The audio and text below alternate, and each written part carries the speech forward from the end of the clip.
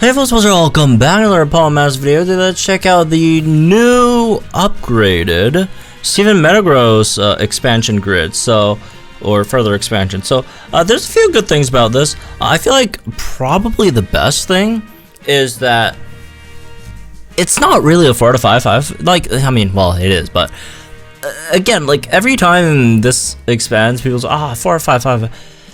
Yeah, it has a 4 out of 5/5 nodes, but there's also that like 2 out of 5 node, which in Steven's case, like the 2 out of 5 nodes, like not bad. Like you get Tough Sync 3 as a 2 out of 5 node, right? So, you know, you get this at only a 2 out of 5, which is pretty good, right? Extra 30% multiplier on 2 out of 5 is not bad, right? You don't even need him 4 out of 5/5 for that node. So that's just, you know, kind of like a free-ish expansion. I mean, you still need 2, but like still, right? So there's that, which obviously adds more to his nuke. And, you know, you have a better path, I guess, to that upper Sync Move multiplier, assuming if you're not taking recuperation there, right? Set Steel Wish there. Probably should have swapped that order, but it's alright, not that big of a deal. Oh, really? Flash cannon? To be fair, this is like the Steel Grimsley stage. Not that like they're all doing like steel stuff, but you know. I mean, the Sync, I believe, is still dark. Or actually, no. That's why I like steel is so much. the Sync is steel, isn't it? I don't remember. Anyways, whatever. It is what it is. Alright, so we got the defense buffs in after the Sync, or defense debuffs, Take it away. which is nice, right? And you know, again, he just gets the extra Sync Nuke multiplier, right? On Tough Sync, which is just it's a free multiplier basically. Well, free-ish. You do have to use like the training move buttons, but like you want to use the training move anyways, just so you get that like guaranteed crit. So okay, let's get that in. There's a few physical move up next, even though it's for like bullet punch, but still. Yeah, like that's the big issue with Steven, right? Like, are there good things in this grid expansion? Yeah. There are, but it just didn't really fix his main issue, which is his DPS. Like, his DPS is just not great, right? For a striker, which, you know, goes into the other point that, okay, he's not really a striker at this point, which is fair. He's not really a striker. He's way more of like a tech unit than like a striker, right? He's basically a tech unit at this point, rather than a striker, but you know, he has the stuff there, right, to actually be a striker.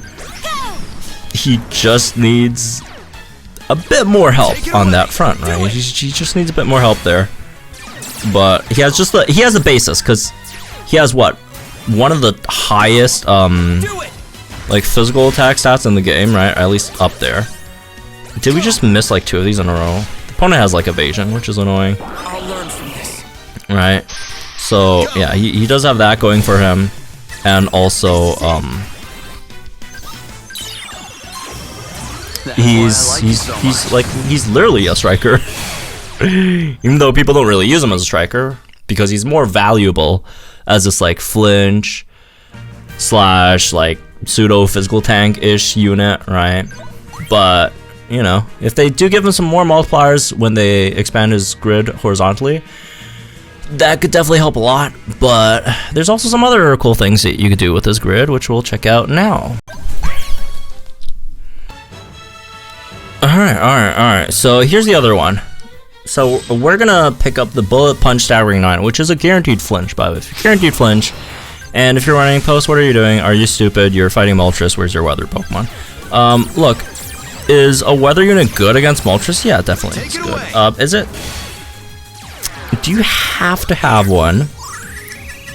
No, you don't have to have one, because if you have someone like Steven over here, and also Marnie, to do something called flinching the opponent until they cry for mercy, you know, you wouldn't need weather, because if they're just flinched all the time, then like you're good on that front, right?